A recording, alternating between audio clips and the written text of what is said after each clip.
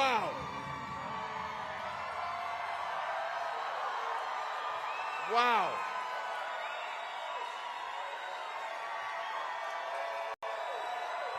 Thank you, Tucson.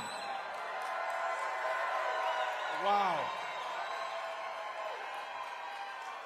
Can we all just note, I'm ready to run through the wall for Raul on that, so thank you. Fantastic. Unbelievable. Wow, listening to the folks who came out here. Jaime, taking time out of his life to come out here. I'm back there saying, that guy's a superstar, and I got to meet him. So Jaime, thank you for coming out on this. And I know Arizona produces an incredible leader, but we just saw one. Your mayor is amazing. Thank you for electing him. Amazing. Earlier today, I was down in Phoenix, and we were at a VFW hall, 7401. That hall was named after John McCain. And I had the privilege of being in that hall with his son, Jim McCain, who's supporting this ticket for all the right reasons. I was also there. I know Arizona gets it right. I was also there with another guy. You need to make sure Ruben Gallego is your next senator. Amazing. We were in that hall talking about unity and talking about the things that bind us together. And the three of us, they were two Marines, and they said, well, the Army finally showed up after we did the work. But we were in there about unity, about what we do together, because all three of us said we never remembered serving beside a Republican or a Democrat or an independent. We served beside fellow Americans. And I think now, for all of you, just in this moment, before I get started, I know all of you are thinking about this, the tragedies of what we've seen with natural disasters, with Helene and the recoveries that are happening with that. And as we speak, at this moment, Hurricane Milton is coming ashore in Florida. So I know you're all praying for the families, those that have already lost homes or loved ones, and knowing that Florida is staring down the barrel of a major storm. So for all of you, President Biden, Vice President Harris, my fellow governors, the officials at all levels in those impacted states are doing everything they can to help the folks. The way this works is that the local folks know what they need, and the governors, and there's a system that you put in requests, and states across the country go through that list and fill them. Minnesota's providing resources right now. We've got Chinook helicopters in North Carolina and teams on the ground, and we got a team from the 148th Fighter Wings on the way to Florida. We've issued a couple executive orders providing that care in Minnesota, but look, what all of you know is, this is what Americans do at a time of tragedy. This is what Americans do.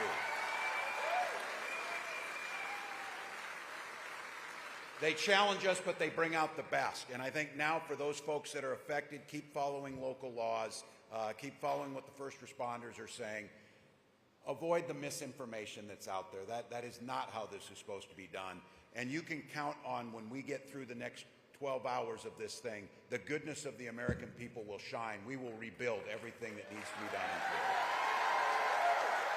Florida. Now comes the big thanks to all of you. I can't tell you how grateful I am to see you all here. Look, you came, you waited in lines, you sat, and you waited for this. You did it. Thank you, Tucson, for doing it.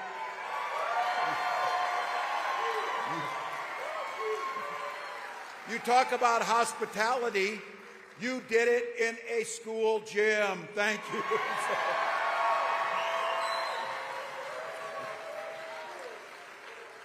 Look at the attention to detail. 2024 on the scoreboard, people. And obviously, as the guests, we're winning, just so you know. But look, you waited in line, you got kids, you put things off. You made the effort to come here for a very, very simple and beautiful reason. You came here for one thing. You love America.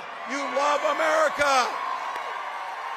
You believe in the promise. Now, thinking of what's going on, thinking of you coming here, you believe in the promise of America. I have been known to be called a little bit old school, and I'll own that. By the way, I see that Minnesota Twins hat. Thank you, sir. I appreciate that. So that's the hospitality. Next year. That's what we say in Minnesota, next year. So, but look, I believe, and I think you believe, a president's words matter. Character and leadership matter in what you're doing this. They matter. You've seen it, and we all know it, and we all learned it. In the heart of the Great Depression, when the country was hurting, and we didn't know what was going to come next. You've heard these stories. It was at that first inaugural, President Franklin Roosevelt told the American public, all we have to fear is fear itself. And it was meant to bring us together, to take on the challenges, as that's what we've always done. We've never, this idea of make America, we've always been a great country. We have always been a great country.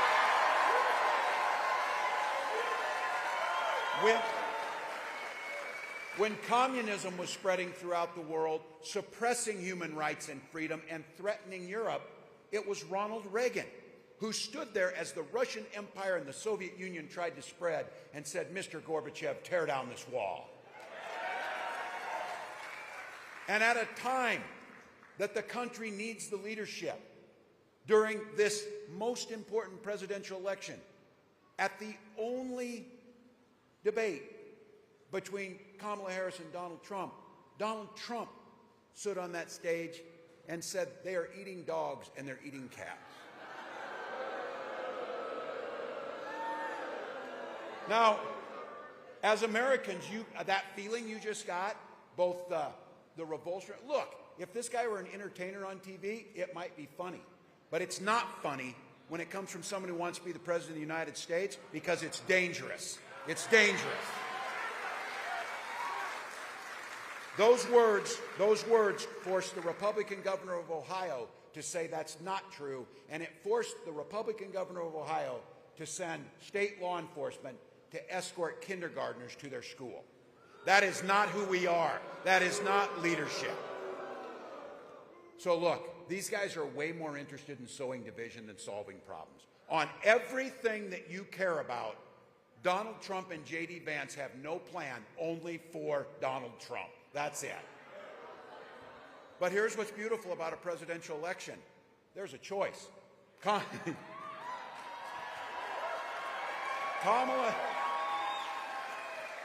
Harris has a vision of bringing us together and getting stuff done.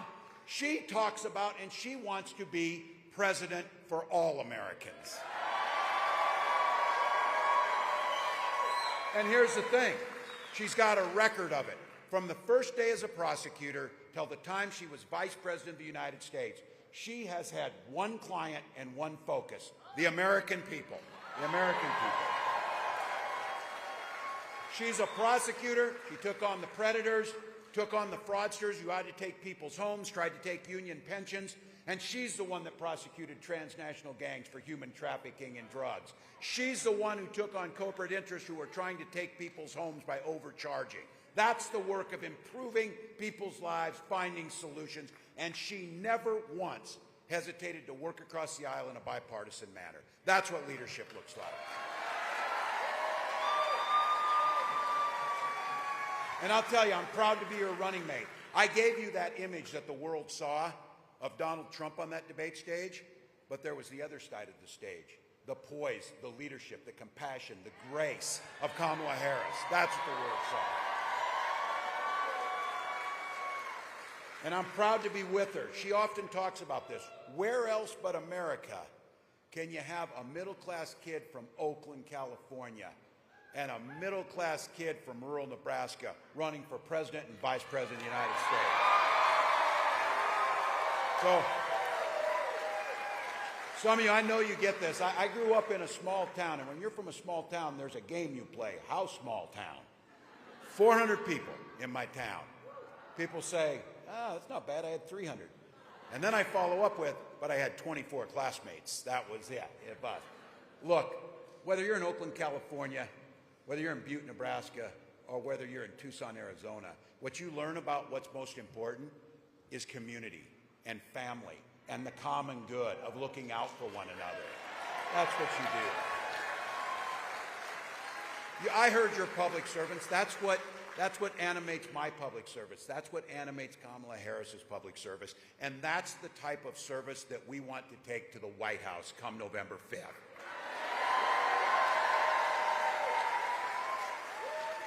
You heard it from the mayor. You heard it from the folks who came out here. You heard Jaime talk about that. The facts are facts. Now, I know for these guys, it's a bit challenging. Facts are facts. We had an election, and they lost in 2020. It's that simple. But what that meant was, with Joe Biden and Kamala Harris, over 360,000 jobs created in Arizona. This state creates the future. $123 billion of private sector investment, creating new clean energy jobs, solar and battery manufacturing. Look, Donald Trump asks us to be afraid of the future. When have Arizonans ever been afraid of the future? Never. Never. You don't fear the future, you build the future. That's the way this works. So look, Trump wants to roll back those investments. His running mate called them basically a table scraps. Now he takes his ultra-wealthy folks. He's not even afraid to be on camera to say this. He takes them down there. He says, you are rich as hell, and I'm going to give you a tax cut. I will give him this. They say, you never give President Trump credit for anything. I will give you credit for this. He kept his word, and he gave them a tax cut. He did do that. He did do that. Look, he plans on gutting the Affordable Care Act. Remember when 9 years ago he said it'd be easy to fix health care. I'll do it on the first day. Now we hear he's got a concept of a plan. J.D. Vance tried to explain that plan. They should go back to the concept because the actual plan is worse. It takes your health care. It takes your health care. It guts Social Security, and every economist and every business person in the world recognizes Donald Trump's tariff policies will be a 20% addition to your taxes, adding about $4,000 cost to each and every one of you. All to give tax cuts to the wealthiest. So look, you all know here too, and I heard it the other day, housing, everything, jobs, crime, everything. They want to blame everything on migrants, and they want to take no responsibility or come up with no plan. Senator Vance, I will give them, again, I'm being generous tonight, I'm giving him credit. He did come up and said he created stories out of whole cloth when he made up those stories about people in this country legally, who came through the system legally, and made up stories about them. So look it, we all know we want a secure border. She's taken action to cut crossings in half, and now they're lower than when Donald Trump was in office. She's doubled the amount of fentanyl that's been seized on our streets, and she negotiated a tough but fair bipartisan border deal. She said would sign, and she will sign that border deal. 1,500 new border agents, new technology to intercept fentanyl. Look, keep the borders closed between the ports of entry, make that work. But she also doubled the Department of Justice budgets for prosecuting the cartels. And working with Democrats and Republicans, this is what you want, and this is what we know, to enact an earned pathway to citizenship for those who've lived in this country for years. This issue should not divide us, it should unite us. She wants a solution. We had the solution. We had people working together on it. We kept our promise to do something about the border, but also keep our humanity as we worked on it. And the only reason it didn't get done was Donald Trump knew that it was an electoral problem for him, and he wants the problem, not the solution. He came down here, he comes down to Arizona and tells you, oh, I'll build a big, beautiful wall, and Mexico will pay for it. He had 4 years, he built like 2%, Mexico paid nothing, and now he's telling you, well, I'll get it right this time. This is about Donald Trump admiring problems. This is about Donald Trump blaming others. That's not what you're interested for. That's not what you're here for. You're here for solutions. You're here to pick leaders who are willing to work together to solve problems, to make a difference. And let's be clear, Senator Vance got asked about this. He got asked about family separation. All Donald Trump was able to do to rip thousands of families apart, and he wouldn't say he wouldn't do it again. You heard it. You heard him say it. So Trump blocked the only thing we had for his own political gain. That's a big difference. That's a difference between someone who's actually prosecuted the criminals and dedicated her life to keeping people safe and a salesman who's selling you snake oil for his own good. That's the difference. Look, I know it. I know you know it. We can't afford 4 more years of Donald Trump. The world can't afford 4 more years of Donald Trump. And I know you waited in line, you came here. It's pretty obvious that you get most of this. I get that. I understand I'm preaching to the choir, but our recital is 27 days away and we need to sing. We need to sing.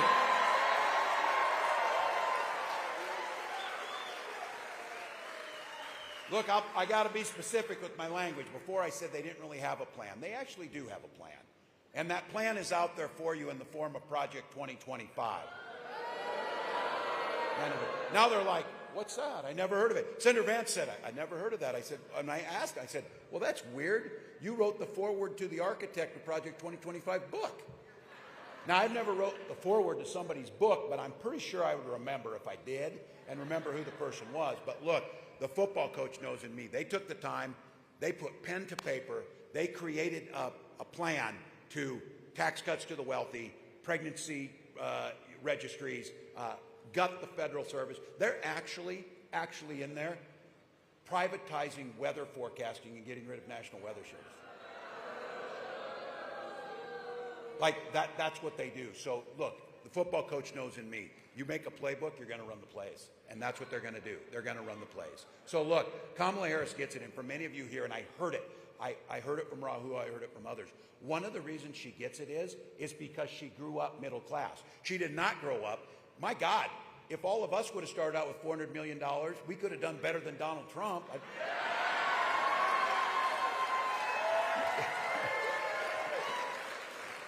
You could have put it into a CD and got 1% interest and done better. So that, I know.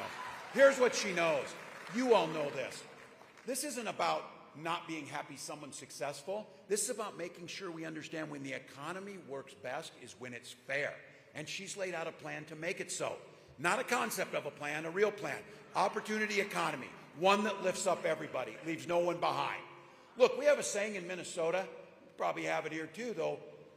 It's pretty simple, but it's true. We all do better when we all do better. We all do better when we all do better. Things like rights. Rights are not like a pie. If someone gets rights, doesn't mean you get a smaller piece. That's not how this works. That's why we make sure people have their human rights and we extend it to everyone. And that's why the economy needs to work for everyone. That's why she's proposing tax cuts aimed at the middle class. A $6,000 child tax credit so the new parents, you can buy that car seat, that crib, and get off to a good start. It works. It works. Kids get a better start. And what she knows is that the idea of home ownership, things that you need to have, making sure that that home ownership piece is there so that you can have a $25,000 down payment assistance, and we build 3 million more new homes. The young folks out here, they're wondering, how in the heck am I going to own a home? That's what you want to know. Look, those guys on the other side, they see, again, they blame migrants. Where are they getting the money to buy homes? You know, they're blaming. But what you know is in places, we were up in Reno, one company bought 260 homes. They see this as a commodity. They buy it like stocks and bonds, and then they sell them around.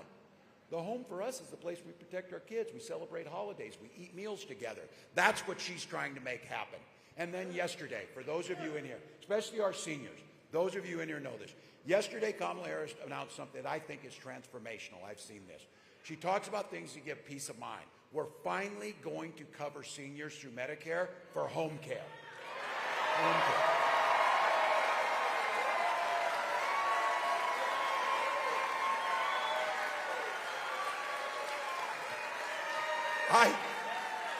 I expect, I know Arizonans are practical people. I thought someone was going to give the about damn time, because it is.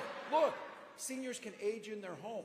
Their quality of life improves. And in the long run, you actually save money doing that by keeping people there and helping the families. And then expanding, and this is another one, expanding Medicare coverage to vision and hearing. You know?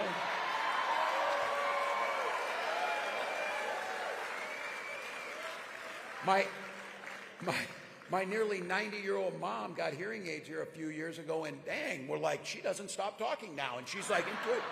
She's engaged in the conversation. We all know that. She's out there. It's about quality of life. And you know how we're going to pay for that? You know how we're going to pay for that? By taking on the folks who've been doing some of the price gouging, by negotiating with folks. Kamala Harris, for the first time, we negotiated with Medicare. Medicare buys a lot of drugs. Folks know business on this. When you buy lots of things, you can negotiate for a better price. Well, for all these years, Medicare said, what's the price? And the pharmaceutical company said, oh, let me check. A lot, like for insulin. Now we have a cap of $35. But think about it. They said, oh, that's Venezuelan-style socialism. No, it's not. It's fair capitalism. Because you know why? That little bottle of insulin costs about $5 to manufacture. They were selling it for $800. They were selling it for $800.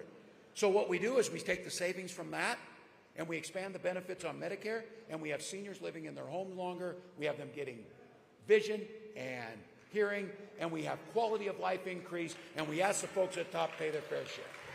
Pretty simple.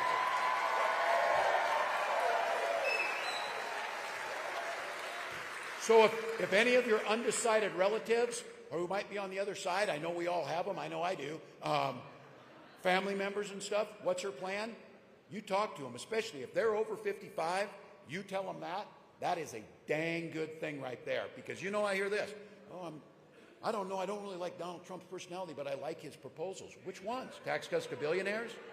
Taking away women's reproductive rights? Not dealing with climate change? Not having a plan for immigration? You come back with this. Kamala Harris has a plan to expand Medicare to make sure that seniors get better care, and we're going to do it by talking to the pharmaceutical companies, negotiating on drugs, saving money, and asking people to pay taxes. They had no answer for this. Look, you all pay your taxes.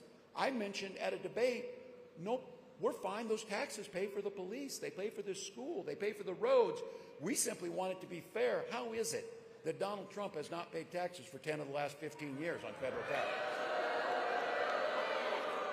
He said he's smart, and he called himself the king of debt.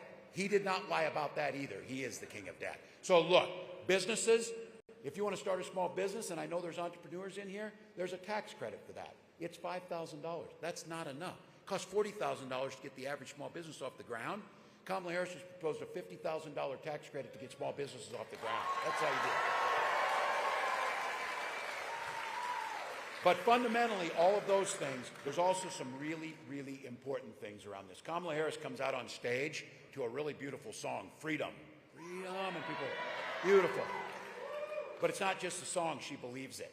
We're going to make sure we're fighting for the freedom that you decide how to live your life. You decide how you choose your life. You decide who you love. You decide your health care. Those are the things. Now, I was down there. In Reno, they were out. Jim McCain, Liz Cheney. If you would have ever told me we'd have Bernie Sanders and Dick Cheney on the same side of things. But that's what Kamala Harris can do. She is the unity president. She's the one that wants to bring us together. So I'm going to say thank you. There's many, and you're in here. You remember when Republicans were a party of freedom. Real freedom. You can't tell me that John McCain would be okay with a former president calling Vladimir Putin like a buddy every week. That or telling Vladimir Putin, do whatever the hell you want in Ukraine, a democratic ally. That's not the party of McCain nor Reagan, I'll guarantee you that. And I'll tell you what it's not either. This group with Donald Trump, when they mean freedom, they mean that they should be free to invade your exam room, to invade your school library, to invade your bedroom, and have government be just small enough to be in every damn part of your life that they shouldn't be. Look, Donald Trump's out there telling this, look, you put me back in, and he's talking to the women. These guys seem to want to talk to the women a lot, and they don't quite get it that the women aren't interested in listening on this, but he said you put him back in, you won't have to worry about your reproductive freedoms. And he said he would be your protector. Yet they want to monitor women's pregnancies. So, Donald, get it straight. We don't trust you. We don't trust you. You know who we do trust? We trust women. Kamala Harris trusts women to make that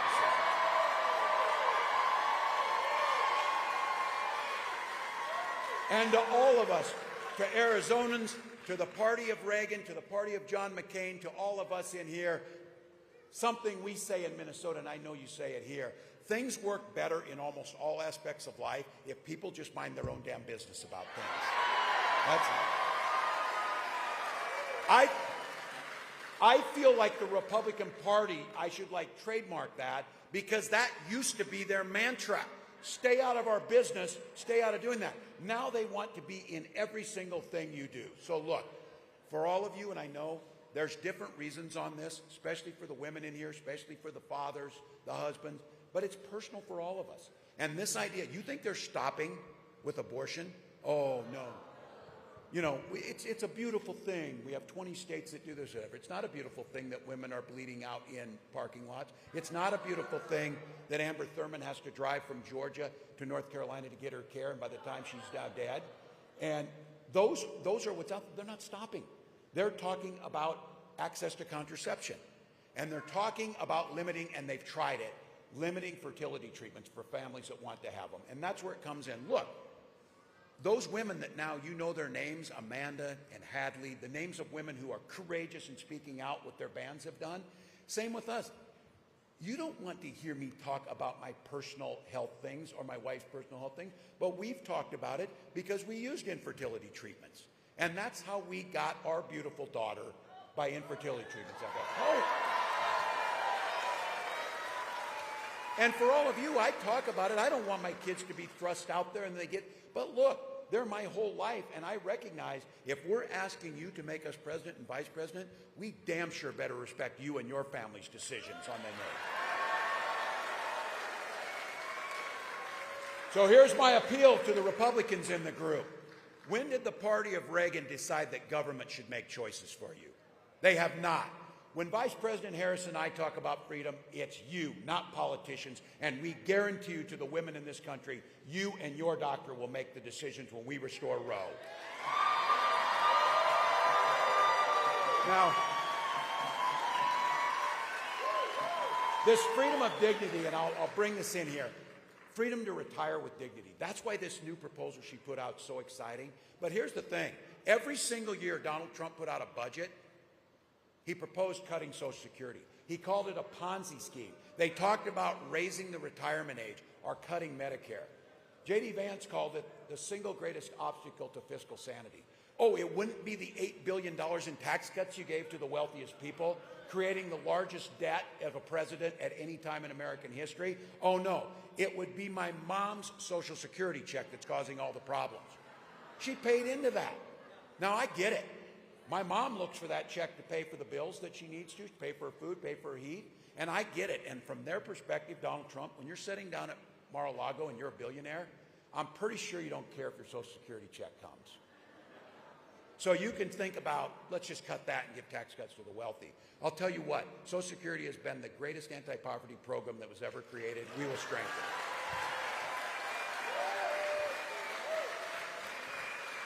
And then I'm going to address something that all of you, and this is one that is personal, and I will admit that when I talk about this, I get very emotional, and I wear my emotions on my sleeve.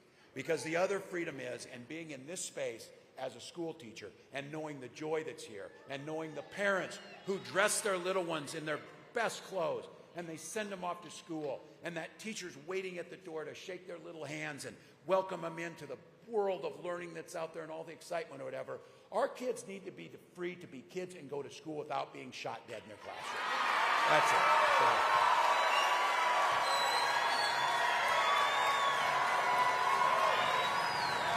And this is Arizona.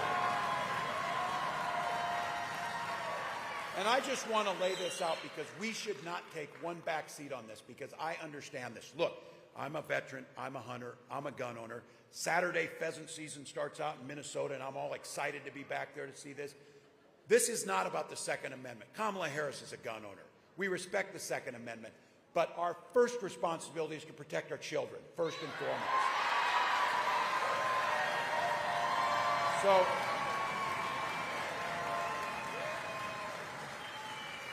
Donald Trump told us after a school shooting, another mass shooting, that we need to get over it, that we're traumatized. Senator Vance said it was a fact of life. Kamala Harris said it doesn't have to be this way. It doesn't have to be this way. So let's use this as a chance. Let's use this as a chance to turn the page on Donald Trump. Choose that new generation of leadership, and as we've been saying, chart a new way forward for this state, this country, and the rest of the world.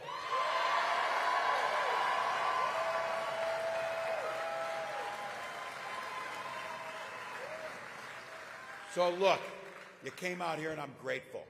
You waited in line. You waited for our plane to finally get fixed, and did you hear?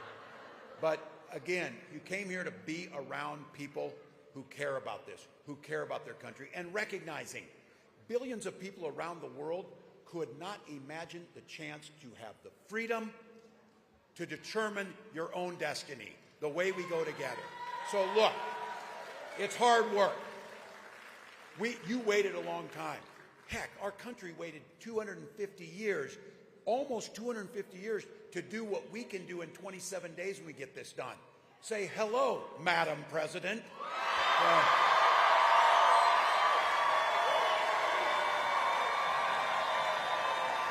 So here it is. Here it is. All gas, no brakes. You've heard me been saying this. It's a favorite saying. I love doing it. We'll sleep when we're dead. I had somebody come up to me and say, "You're taking that too literally. You look like hell, man." Look, there will be time when this is done. We've got 27 days to believe in the promise of America. 27 days to choose decency, kindness, and unity over the division we've seen.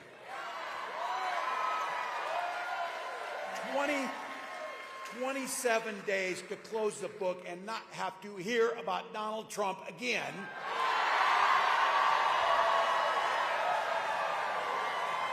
And we get to do it. So you know the saying, when we fight, when we vote, when we fight,